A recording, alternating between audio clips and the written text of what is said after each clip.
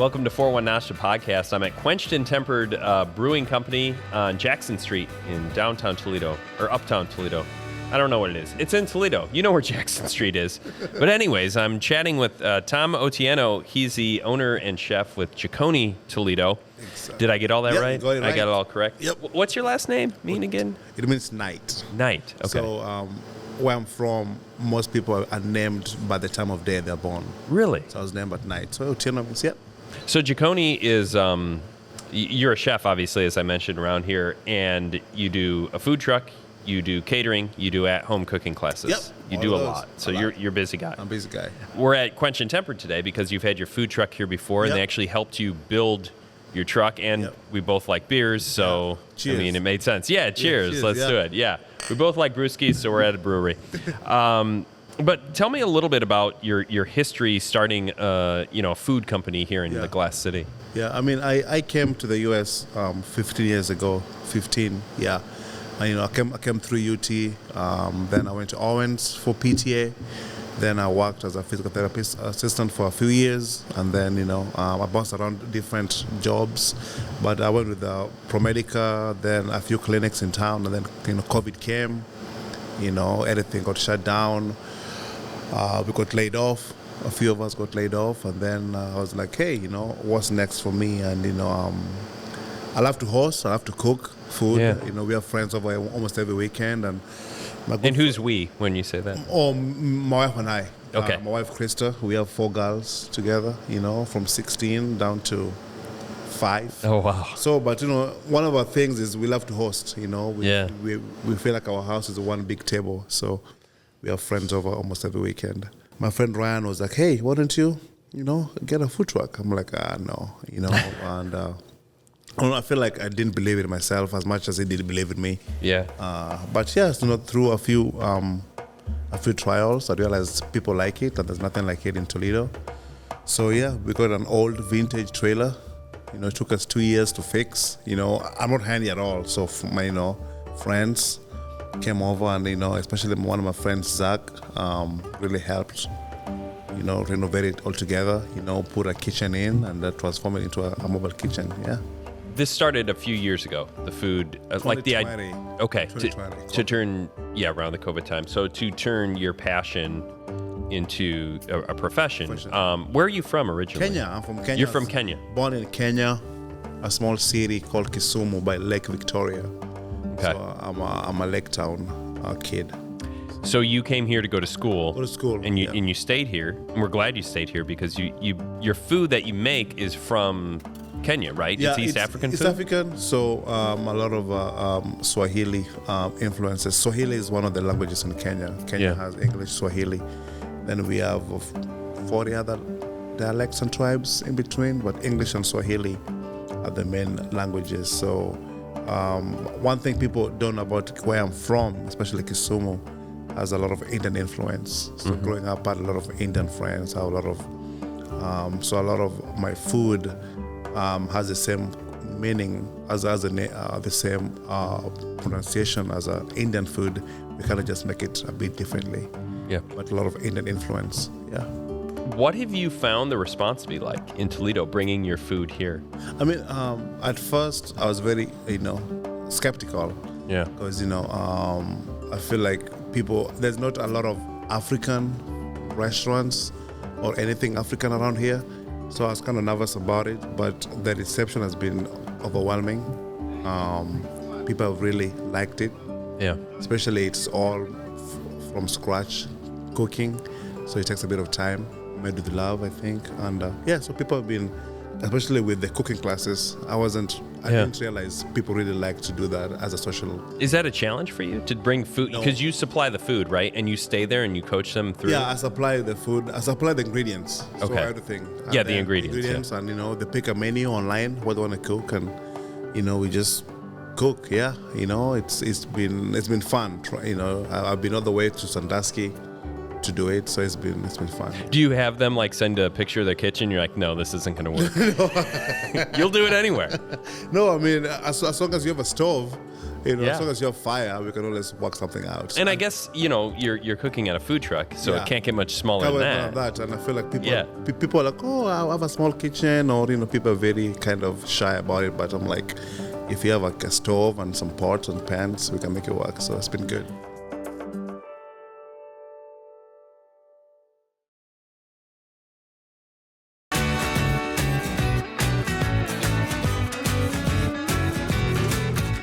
Do you have like family recipes? I mean, I guess where did that passion start? Was there a specific person in your life that inspired you to become a good chef? I mean, I never really, grew up cooking. I never grew up cooking, and but my mom did. Yeah. My mom and my aunts did. So I even went back home, 2020, I think, just to spend some time with my aunt, because my mom passed away 4 years ago. So my aunt, was like, hey, come over and I'll show you how to make some of the stuff and some of the techniques that I never really knew, so some of the spice flavors. Because some of the stuff, most of my spices come from Kenya. I have right now I have a distributor in Delaware, thank God, because I used to ship them straight from Kenya to here. So now I get them all from Kenya, and so I just learned, trial and error. That's why I think it took us a while to kind of, if you see my menu, it's very small. Yeah. Because those are the things that I do well. I wanted to keep it small so I can be okay with what people like and what people don't like. So when I first started, I had a very large menu. Then through trials, I realized this is what people like. So I just stuck to what people like. And what do you find that people like here in Northwest Ohio? I feel like people love rice. Yeah. People love rice. People like flavor. Although people are kind of skeptical to kind of try it, as long as it's not spicy. I've learned Northwest Ohio. We can't handle like spicy. Heat. Yeah, no. Like persons, a person can, but as a whole. Yeah. I feel like, because that is the first thing people always ask me, is it spicy? Yeah. I'm like, it's not spicy, it's just flavorful. Yeah. So kind of educating people about the different kind of spices that I have. So, yeah.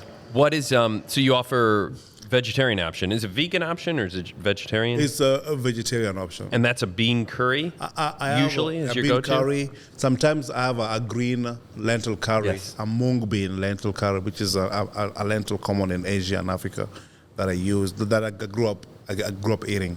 Yeah. So it just depends on availability. Yeah. So one of those is always with my white rice, as well as a vegan. And chicken would be like the main other chicken option. main option, and then I have the bread, which is vegan. Yes, it's just it's very good. flour, olive oil, and water and salt. So. Yeah. If I sound excited, if you're listening or watching, it's because I've had all of Thanks. these and just talking about them again. It's including just a few days ago, I had the lentil one, which was thank you. Yeah. amazing. You gave me 2 small portions, I think, to have like over a couple days, and I just combined them both into a bowl. Thank you. And I just had a huge lunch. But it is really good food, and I think you're right. Like, there's so much good food in Toledo. There's so much good food in the world. Yeah.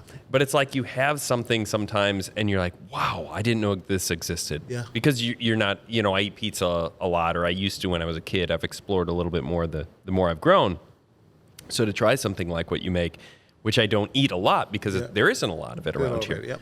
If any at all. So when you have it, you're like, it's an explosion, like in your mouth of just flavors, and it's so amazing. You just want to talk about it and have conversation. Why do you think, or I guess let me rephrase that. Do you think food and, like craft beer like this, in a world where, we kind of have so many differences, it can generate conversation? It does. I mean, I feel like nothing brings people together like food. I've met a lot of people over the 2 years just because of my food truck. Yeah. People that I don't think I would have met otherwise, without it. So I feel like food has a way of bringing people together. I remember my last cooking class I did it with a couple in Slovenia, and one of the friends that was joining us were actually from India, Mumbai. So they were traveling here to see their kids, and because some of the food has Indian names, they're like, oh, what is this? So, it was a good reminder that food is really a bridge, and we talked about some of the different spices that they use and some, how I grew up and some of the Indian cuisine that I had growing up. So I feel like food is just it's an awesome bridge that brings people together, especially in these times, where there's just a lot of division, I feel like. Absolutely. And I know, and I think that is one of my biggest thrills is going to a place where I know people are kind of very skeptical, and in the nights with people coming back for more. We kind of had one of those nights recently at the Mix where you came out there. Yeah. And it was raining, unfortunately, but like you were having people discover the truck. And I heard so many people that night be like, oh man, I didn't know, he existed. This is new. And we kind of tried to diversify the amount of trucks that we had there. It was a good time, and, varying foods. And I love how the food truck community, again, tying it back to the beer community, like everybody works together and supports one another. Because there's a lot of festivals and fairs during the summer where there's multiple options. And it's great to have this variety of food. Yeah.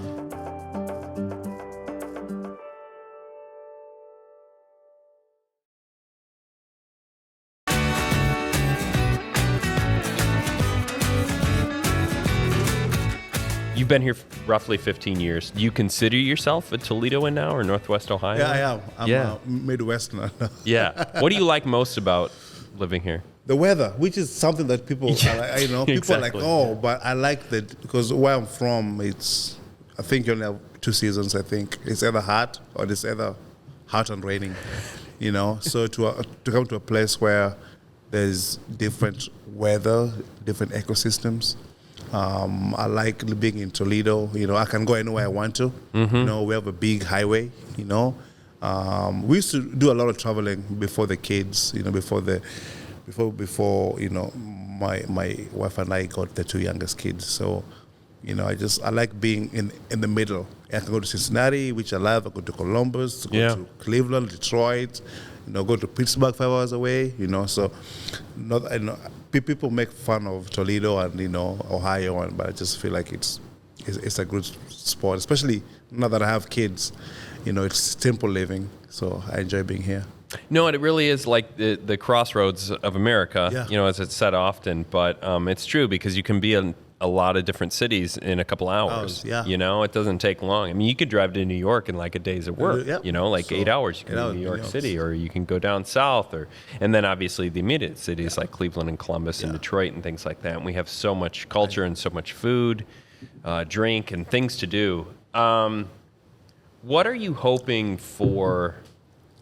Because the food truck's relatively new, right? The truck I'm talking about. The food's been a few years. So you're gaining momentum fast. Yeah.